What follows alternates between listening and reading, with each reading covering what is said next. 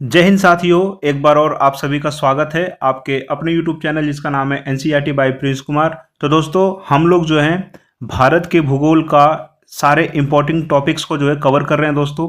और हम लोग जो है किस लिए कवर कर रहे हैं, क्योंकि हमारा RPF sub inspector and constable भर्ती 2024 का एग्जाम है दोस्तों दिसंबर के अंदर। तो मैं प्रिंस कुमार आप लोगों के लिए जो है भारत के भूगोल के जितने भी इम्पॉर्टेंट टॉपिक्स हैं उन सबको जो है वीडियो की सहायता से एक्सप्लेन करके और आप लोग को ये भी बता रहा हूँ साथ साथ में कि कौन कौन से फैक्ट जो बार बार एग्जाम में रिपीट होते हैं एक्सपेक्टेड हैं, तो हम लोग ये बात कर रहे हैं दोस्तों। तो इससे पिछली वाली वीडियो में मैंने आप लोग को भारत के अंदर जो है नदियों के बारे में बताया था और झीलों के बारे में बताया था कि कौन कौन से सवाल बार बार पूछे जाते हैं, कौन कौन से फैक्ट्स को आप लोग को जो है बिल्कुल रट लेना है। तो आज हम लोग बात करने वाले हैं, हम लोग बात करेंगे दोस्तों इसके अंदर जलवायु के बारे में और मिट्टी के बारे में।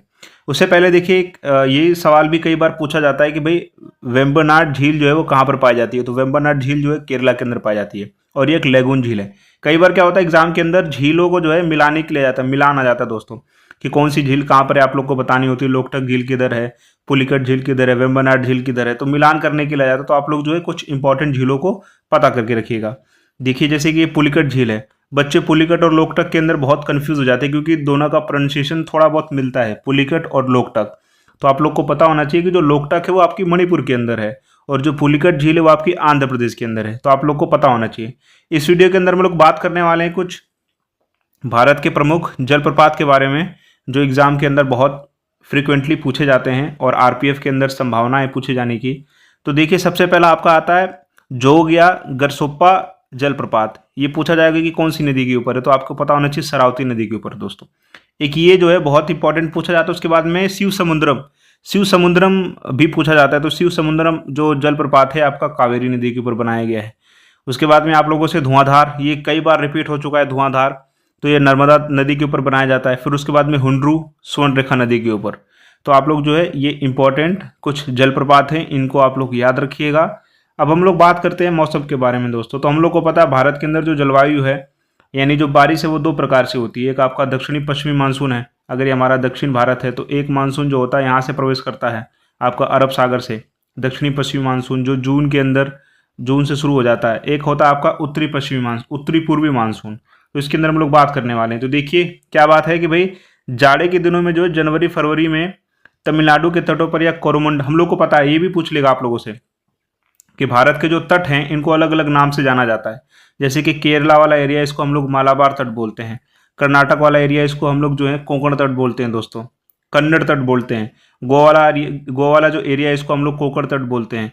इसी तरह से आपका तमिलनाडु के अंदर आ जाए, यहाँ पर कोरोमंडल तट हो गया दोस्तों। उसके बाद में आंध्र प्रदेश हो गया सरकार, उत्तरी सरकार तट हो गया।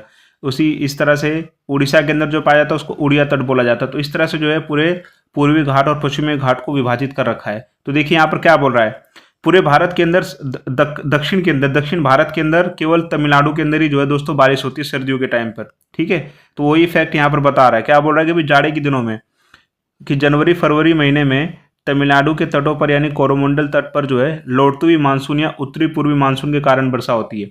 एक मानसून होता है जो आपका दक्षिणी पश्चिमी मानसून है जो जून से शुरू हो जाता है, ये भारत के अंदर प्रवेश करता है दोस्तों, धीरे धीरे करके आपका यूपी बिहार इस तरह से आगे जाता है। ये गर्मियों के दिन आता है, जून में शुरू हो जाता है। ठीक है, फिर यही मानसून जब सर्दियों में वापस आता है अक्टूबर नवंबर में, तो आते वक्त में जो है तमिलनाडु के अंदर बारिश करता है।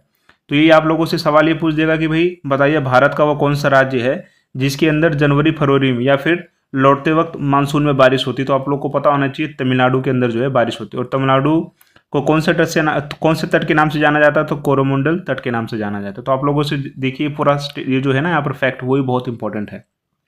उसके बाद में दोस्तों ये देखिए, उसके बाद में जो बारिश होती है ना उसको अलग अलग राज्यों में अलग अलग नाम से जाना जाता है। जैसे कि बंगाल में जो है काल बैसाखी के नाम से जो है बारिश को जाना जाता है। कर्नाटक में इसे चेरी ब्लॉसम बोला जाता है। ठीक है, जिसको हम लोग कॉफ़ी वर्षा भी बोलते हैं क्योंकि ये बारिश जो होती है कॉफ़ी की फसल के लिए बहुत इंपॉर्टेंट होती है। इसी तरह से जो है आप लोग देखिए केरला के अंदर इसको आम्र वर्षा बोला जाता है क्योंकि जैसे ये बारिश पड़ती है, आपकी मानसून बारिश पड़ती है तो आम जो है पकने शुरू हो जाते हैं, इसलिए इसको क्या बोला जाता है, मैंगो शावर। तो ये स्टेटमेंट भी जो है बहुत बार पूछी जा चुकी है। आप लोगों से बोल देगा कि भाई चेरी ब्लॉसम का राज्य बताना, आप लोगों को आम्र वर्षा का राज्य बताना है, काल बैसाखी का राज्य बताना। तो आप लोग को जो है तमाम चीज़ें पता होनी चाहिए। और लू हम लोग को पता है, लू जो है उत्तर भारत के अंदर राजस्थान, मध्य प्रदेश, उत्तर प्रदेश, बिहार के अंदर जो है गर्मी के टाइम पे जो है ग्रीष्म ऋतु के अंदर जो हवाएं चलती हैं, बहुत तीव्र हवाएं होती हैं, इसको लू बोला जाता है। तो इस तरह के आप लोगों से सवाल पूछा जाएगा, ठीक है दोस्तों। उसके बाद में आप लोगों से पूछ देगा कि भाई बताइए दक्षिणी पश्चिमी मानसून जो है कितने प्रतिशत बारिश होती है, तो 80% जो है पूरे भारत के अंदर जो है दक्षिणी पश्चिमी मानसून से बारिश होती है। तो इस तरह के सवाल आप लोगों से जो है स्टेटमेंट बेस पूछे जाएंगे।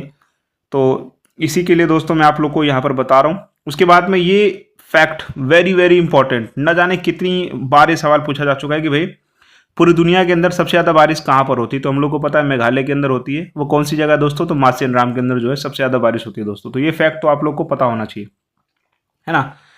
उसके बाद ये देखिए मानसून जो है दक्षिणी पश्चिमी मानसून जो है जून से सितंबर के बीच में रहता है। 73.7% वर्षा करता है, ये घटता बढ़ता रहता है। फिर उसके बाद में होता है प्रवृत्ति मानसून। प्रवृत्ति मानसून यानी कि यही दक्षिणी पश्चिमी मानसून जब लौट करके वापस जाता है तो इसको प्रवृत्ति मानसून बोला जाता है, अक्टूबर दिसंबर के बीच में। तो इस तरह से आप लोग को देखना है। तो ये आप लोगों को यहाँ से सवाल जो है दोस्तों पूछे जा सकते हैं। इसके बाद हम लोग बात करेंगे भारत के अंदर पाई जाने वाली मिट्टी के बारे में। तो मिट्टी के अंदर कौन कौन सी इंपॉर्टेंट है वो देखिए। सबसे पहला आपका आता काली मिट्टी। तो काली मिट्टी से रिलेटेड आपका एरिया पूछ देगा कि भाई कौन कौन से एरिया के अंदर काली मिट्टी पाई जाती है। तो हम लोग को पता है गुजरात के अंदर, महाराष्ट्र के अंदर, मध्य प्रदेश, फिर उसके बाद में उड़ीसा, कर्नाटक। तो इन सब जगहों पर क्या पाया जाता है दोस्तों, काली मिट्टी पाई जाती है। और आप लोग को पता होना चाहिए कि काली मिट्टी कौन सी फसल के लिए बहुत अच्छी होती है, तो कपास के लिए। आप लोगों से सवाल पूछ देगा कि निम्नलिखित में से कौन सी फसल के लिए जो है काली मिट्टी बहुत उपयोगी होती है, तो कपास की फसल के लिए जो है बहुत उपयोगी होता है। इसलिए इस क्षेत्र के अंदर जो है कपास की खेती बहुत ज़्यादा होती है। उसके बाद हम लोग बात करेंगे लाल मिट्टी के बारे में दोस्तों।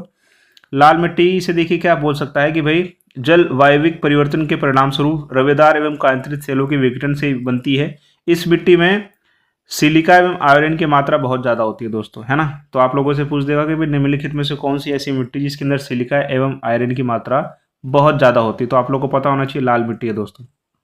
और क्या इसके फैक्ट्स हैं, इसकी जो प्रकृति होती है बहुत एसिडिक होती है, बहुत अम्लीय होती है, ठीक है। इसमें नाइट्रोजन, फास्फोरस एवं ह्यूमस की कमी होती है दोस्तों। तो आप लोगों से बोल देगा कि भाई लाल मिट्टी के अंदर कौन कौन सी जो है पोषक तत्व नहीं पाए जाते, तो नाइट्रोजन नहीं पाया जाता है, फास्फोरस और ह्यूमस नहीं पाया जाता दोस्तों, ठीक है। और ये कैसी मिट्टी होती है दोस्तों, बंजर भूमि के रूप में पाई जाती है। इस मिट्टी में कपास, गेहूँ, दालें, मोटे अनाज की कृषि की जाती है। तो ये आप लोगों को पता होना चाहिए। उसके बाद में आता है सबसे फेमस मिट्टी लेटराइट मिट्टी। लेटराइट मिट्टी देखिए दोस्तों क्या बोल रहा है, इसकी विशेषता क्या है कि भाई मानसूनी जलवायु की आर्द्रता एवं शुष्कता के क्रमिक परिवर्तन के परिणाम स्वरूप उत्पन्न विशिष्ट परिस्थितियों में होता है। इसके अंदर क्या होता है दोस्तों, आयरन, सिलिका भी बहुत ज़्यादा पाई जाती है, ठीक है। हाँ, तो आप लोग को पता होना चाहिए लेटराइट मिट्टी के बारे में। उसके बाद में दोस्तों उसके बाद में आता है दोस्तों जलोढ़ मिट्टी। क्या आता है दोस्तों, जलोढ़ मिट्टी। जलोढ़ मिट्टी को देखिए, ये भी बहुत फेमस है आपकी एलुवियल सॉइल। ये नदियों द्वारा लाई गई मिट्टी होती है, बहुत उपजाऊ होती है। यह मिट्टी के अंदर पोटास की बहुलता होती है, पोटास बहुत ज़्यादा पाया जाता है, लेकिन नाइट्रोजन, फास्फोरस और ह्यूमस की कमी इसके अंदर पाई जाती है। इस मिट्टी को 2 भागों में बांटा गया है, एक आपकी बांगर और एक खादर। पूरे भारत के अंदर 22% क्षेत्रफल में ये मिट्टी पाई जाती है, जलोढ़ मिट्टी। आपका ये नदियों वाले एरिया में बहुत ज़्यादा पाई जाती है दोस्तों। इसके अंदर कौन कौन सी खेती की जा सकती है, आप इसके अंदर धान उगा लो, गेहूँ उगा लो, मक्का उगा लो, तिलहन उगा लो, तमाम चीज़ें आप लोग जो है इसकी खेती इसके अंदर कर सकते हो। तो आप लोग को ये पूछा जा सकता है। आप लोग को ये पता होना चाहिए कि भाई बांगर और खादर कौन सी मिट्टी के प्रकार है, तो आप लोग को पता होना चाहिए जलोढ़ मिट्टी। और ये याद रखिएगा कि कौन सी मिट्टी के अंदर कौन से पोषक तत्व पाए जाते हैं और कौन से पोषक तत्व बहुत अधिक मात्रा में होते हैं। इससे भी कई बार सवाल पूछा जा चुका है दोस्तों। तो इस तरह के आप लोगों से जो है क्वेश्चन पूछे जाएंगे।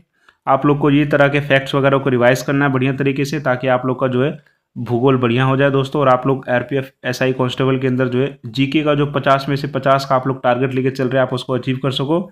तो आप लोग को क्या करना है, आप लोग को जो है चीज़ों को रिवाइज करना है। आप लोग जो है आप जो वीडियो बना रहा हूँ आप लोग उसको देखिए और अब चीज़ों को रिविज़न करते रहिए। आप लोगों के पास टेक्स्ट बुक और भी जो प्लेटफॉर्म के मॉक टेस्ट वगैरह है, तो उसमें आप लोग चैप्टर वाइज जो है टेस्ट लगा सकते हो। एग्जाम्पल के तौर पर देखिए, उसके अंदर जो होता है हर सब्जेक्ट का चैप्टर वाइज आप लोग को टेस्ट दिया होता है। मान लीजिए कि आप लोगों ने नदियों को तैयार किया, आप लोगों ने पूरा रिवर का कॉन्सेप्ट पढ़ लिया, आप लोगों ने रिवर का कॉन्सेप्ट पढ़ लिया बढ़िया तरीके से। अब आप लोग टेक्स्ट बुक पे जाइए और वहाँ पर जो है चैप्टर में जाकर के ज्योग्राफी वाले सेगमेंट में आप लोग को नदियों से रिलेटेड एमसीक्यू मिलेंगे, तो आप लोग उसको सॉल्व कीजिए। आप लोग चैप्टर पढ़िए फिर उसके एमसीक्यूज दीजिए। इस तरह से आप लोग का जो है रिवीजन बहुत बेहतर तरीके से हो जाएगा दोस्तों। अगर आप लोग उसमें से कोई सवाल सॉल्व नहीं कर पा रहे हैं तो आप लोग उसका सोल्यूशन अपनी कॉपी में लिख लीजिए और जब आप अगला मॉक दीजिएगा तो आप लोग उसको रिवाइज कीजिए। इस तरह से आप लोग को जीके को जो है इंप्रूव करना है, नहीं तो आप लोग पढ़ते रहिए, कभी जीके खत्म नहीं होगी। स्ट्रैटेजी बना करके पढ़ोगे तो आप लोग के अच्छे मार्क्स आएंगे, सिलेबस भी आप लोग का अच्छी तरह से कवर हो जाएगा दोस्तों। तो आप लोग इस तरह से पढ़ाई कीजिए, रिवीजन ज़्यादा कीजिए और हौसला बना के रखिए। आप लोग का जो सिलेक्शन है वो आरपीएफ एसआई कांस्टेबल में हो जाएगा दोस्तों। आप लोग जो है, अगर आप लोग को वीडियो मेरी पसंद आ रही है तो आप लोग जो है मेरे इस यूट्यूब चैनल से जुड़ सकते हैं जिसका नाम है एनसीईआरटी बाय प्रिंस कुमार। आप लोग जो है अपना राय दे सकते हैं मेरे पढ़ाने के तरीके के बारे में। अगर आप लोग कोई और स्पेसिफिक टॉपिक के बारे में कोई वीडियो चाहते हैं तो आप लोग बताइए, मैं ज़रूर बनाऊँगा। तो इसी